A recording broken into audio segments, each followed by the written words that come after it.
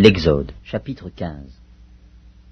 Alors, Moïse et les enfants d'Israël chantèrent ce cantique à l'Éternel. Ils dirent, « Je chanterai à l'Éternel, car il a fait éclater sa gloire. Il a précipité dans la mer le cheval et son cavalier. L'Éternel est ma force et le sujet de mes louanges. C'est lui qui m'a sauvé. Il est mon Dieu. Je le célébrerai. Il est le Dieu de mon Père, je l'exalterai. L'Éternel est un vaillant guerrier. L'Éternel est son nom. Il a lancé dans la mer les chars de Pharaon et son armée. Ses combattants d'élite ont été engloutis dans la mer Rouge. Les flots les ont couverts. Ils sont descendus au fond des eaux comme une pierre. Ta droite, ô Éternel, a signalé sa force. Ta droite, ô Éternel, a écrasé l'ennemi. Par la grandeur de ta majesté, tu renverses tes adversaires. Tu déchaînes ta colère. Elle les consume comme du chaume. Au souffle de tes narines, les eaux se sont amoncelées. Les courants se sont dressés comme une muraille. Les flots se sont durcis au milieu de la mer. L'ennemi disait, « Je poursuivrai, j'atteindrai, je partagerai le butin, ma vengeance sera assouvie, je tirerai l'épée, ma main les détruira. » Tu as soufflé de ton haleine. La mer les a couverts. Ils se sont enfoncés comme du plomb dans la profondeur des eaux. Qui est comme toi parmi les dieux, ô Éternel? Qui est comme toi magnifique en sainteté, digne de louange, opérant des prodiges? Tu as étendu ta droite, la terre les a engloutis. Par ta miséricorde tu as conduit, tu as délivré ce peuple. Par ta puissance tu le diriges vers la demeure de ta sainteté. Les peuples l'apprennent, et ils tremblent. La terreur s'empare des Philistins.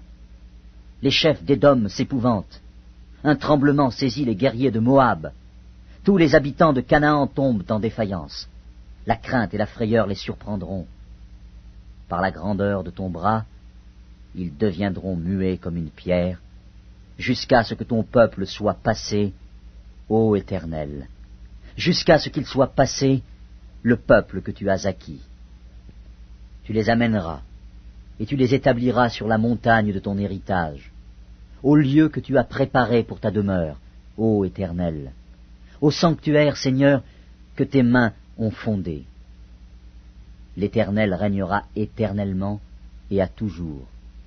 Car les chevaux de Pharaon, ses chars et ses cavaliers sont entrés dans la mer, et l'Éternel a ramené sur eux les eaux de la mer. Mais les enfants d'Israël ont marché à sec au milieu de la mer. Marie, la prophétesse, sœur d'Aaron, prit à sa main un tambourin, et toutes les femmes vinrent après elle, avec des tambourins et en dansant. Marie répondait aux enfants d'Israël, « Chantez à l'Éternel, car il a fait éclater sa gloire. Il a précipité dans la mer le cheval et son cavalier. » Le peuple d'Israël dans le désert. Moïse fit partir Israël de la mer Rouge. Ils prirent la direction du désert de Shur, et, après 3 journées de marche dans le désert, ils ne trouvèrent point d'eau. Ils arrivèrent à Mara, mais ils ne purent pas boire l'eau de Mara, parce qu'elle était amère. C'est pourquoi ce lieu fut appelé Mara.